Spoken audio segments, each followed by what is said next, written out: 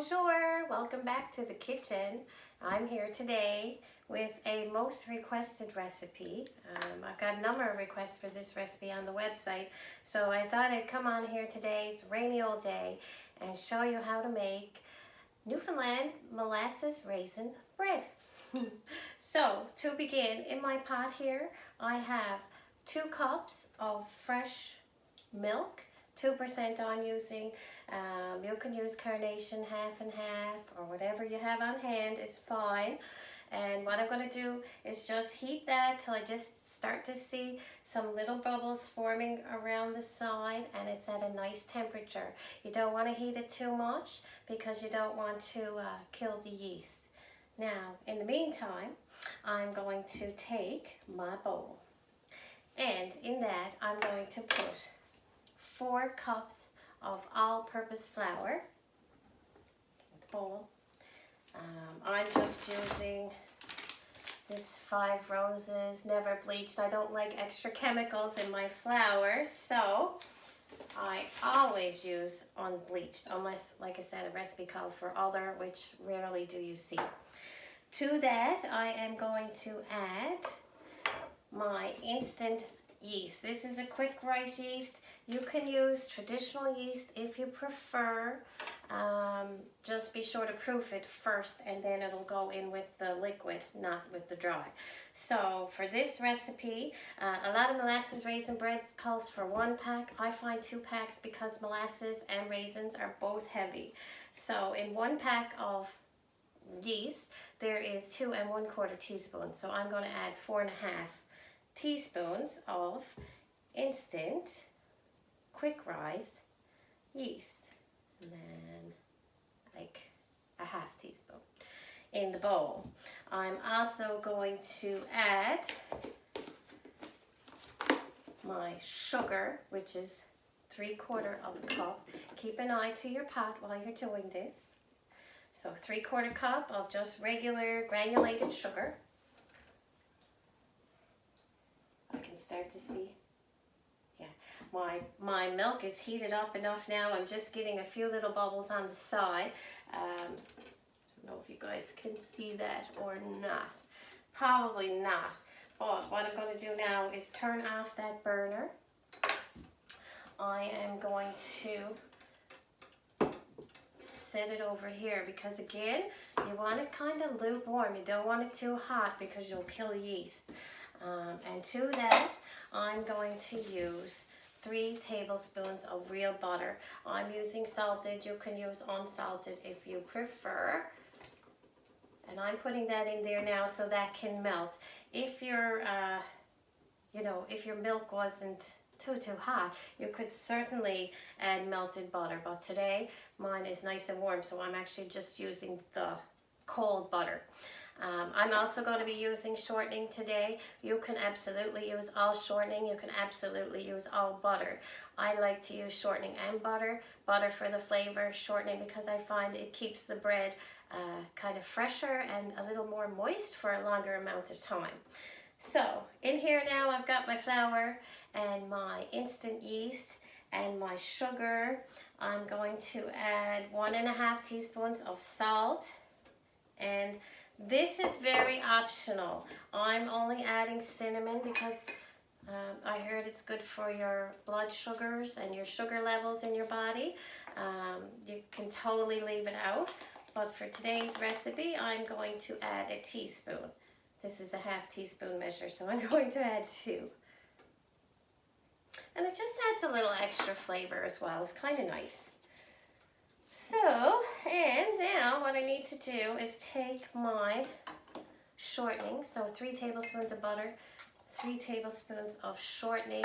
I'm just using Fluffo shortening. You can use whatever you have on hand. Before I put the shortening in though, I'm just going to kind of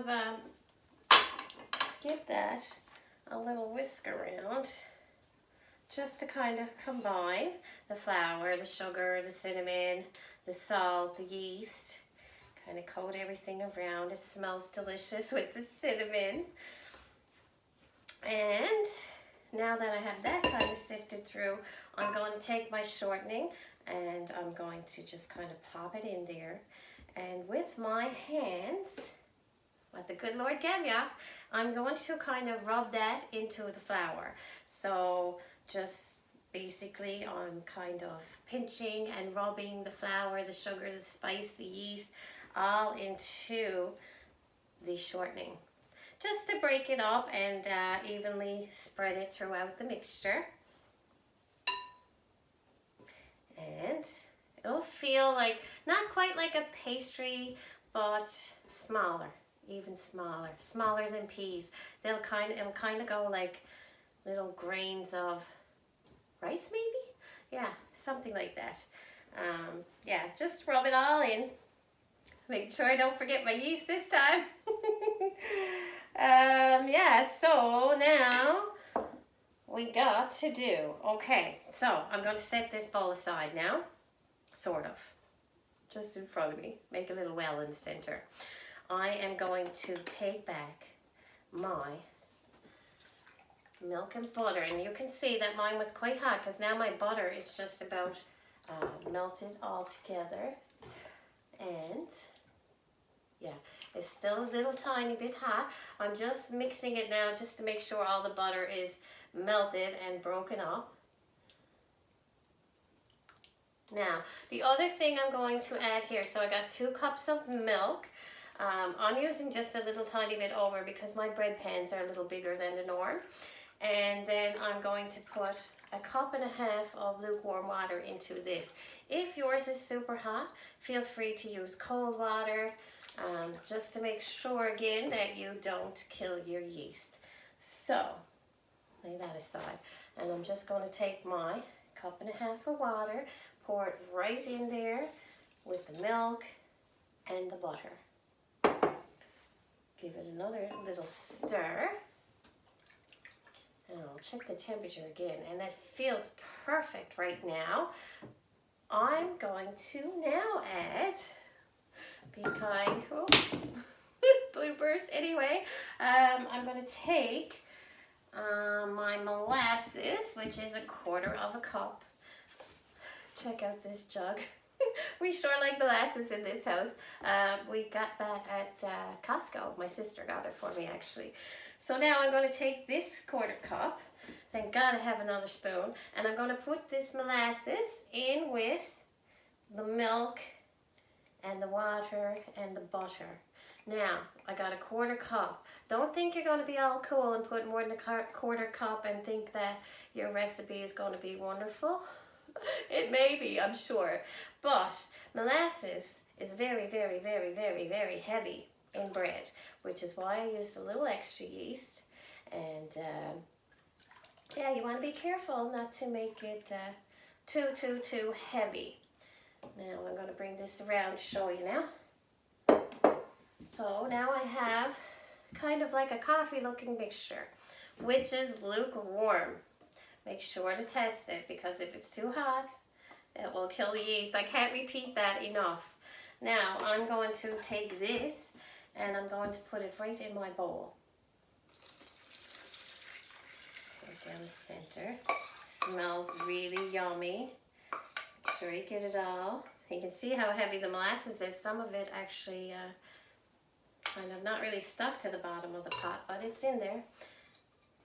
Thank God for spatulas. There you go.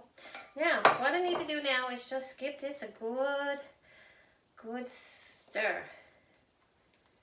And you want to make sure that you got no lumps or anything like that. And I'm not putting my raisins in yet because, like I said, I want this to be nice and smooth beforehand. It smells really, really, really good. And you can use the side of your bowl, as I'm doing here, to kind of press out the lumps if you have extra lumps from flour, sorry. And what we need to do is just make a nice, smooth kind of mixture. Kind of looks like a runny cake batter right now, but that'll change in a few. Now, once you get this really smooth, you're going to add your raisins. I don't know how many of you guys have had raisin bread growing up. My mother didn't make a whole lot of raisin bread, but she worked with this lady, Bet, and she made the best molasses raisin bread. You didn't even need a stick of butter on there, nothing. It was just yummy, just like it was. And I remember getting off school and walking over to her place because I guess Mom would have let us know that she had bread on or whatever. And yeah, so good. It's a real treat, that's for sure. Now, as you can see, I'm getting pretty smooth here now. There might be a scattered little lump, but not too bad. Nothing that I can't get out in a few minutes. I'm now going to add 1.5 cups of raisins. I'm using sultana. You can use whatever raisins you got in hand. I was actually going to make this recipe yesterday and ran out of raisins. Thank goodness the store is just down the road. Now, we need about another 4 cups of flour. I'm just going to reach aside now and grab that.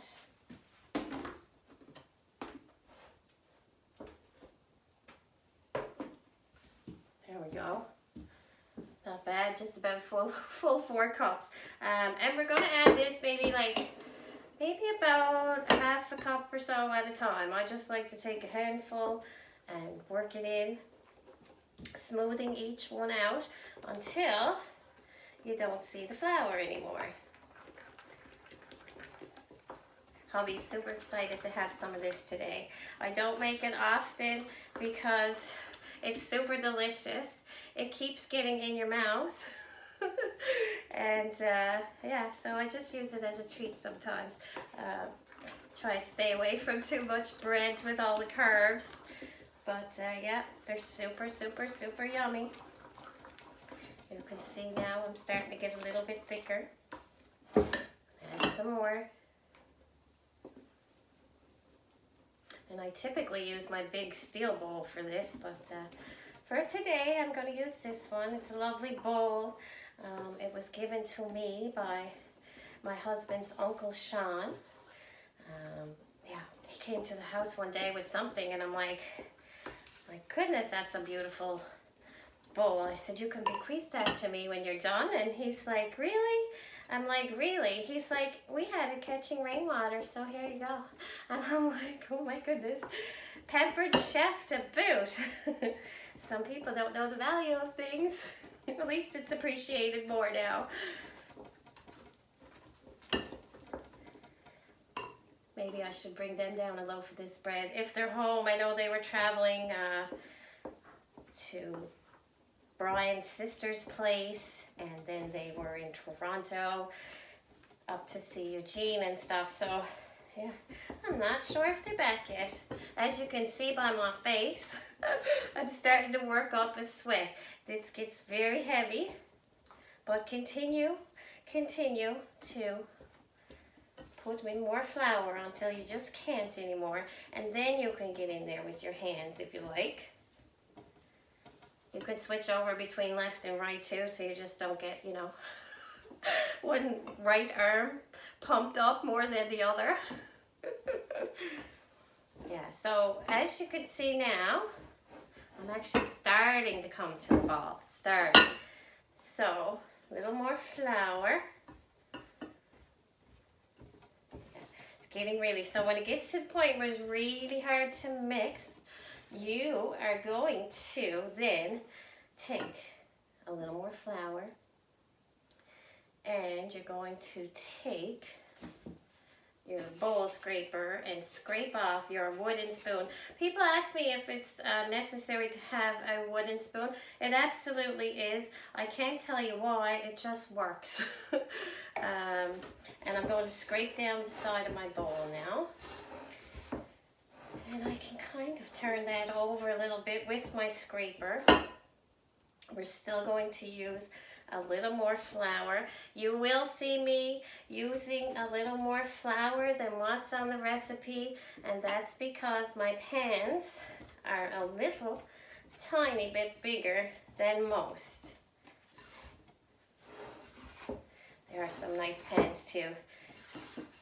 somebody dropped them off on my doorstep one day. What a beautiful surprise. Now, take the rest of this flour, put it there. So now that's just about 8 cups there. Again, I used a little more liquid and a little more flour for my pan. Now, what I'm going to do is turn this out onto some more flour now. And we're going to knead. Because this recipe absolutely needs to be kneaded. Kneading is very important for your gluten, for the fluffy strands of bread and stuff that you're going to get from this gorgeous loaf. I'm actually going to make 3 loaves. So now I'm just going to, with my spatula, and I could have probably went a little bit more in the bowl, but for you guys today, I'm going to pour it out now so you can see.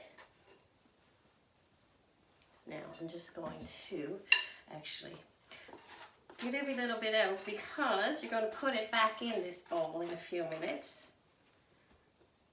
Try to get as much as you can anyway. I'm just going to lay this aside.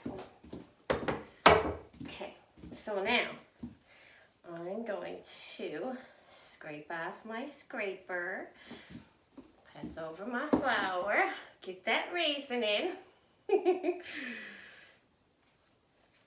And simply what we're going to do is fold it over on itself, pushing and folding, and when you get sticky, add some more flour. You may need an extra, you know, half a cup or so, maybe a little more. You can see, I don't know if you can see, but I can certainly feel how gorgeous and smooth and kind of silky this pastry or bread dough is. Reminds me of a pastry. It's so smooth and nice.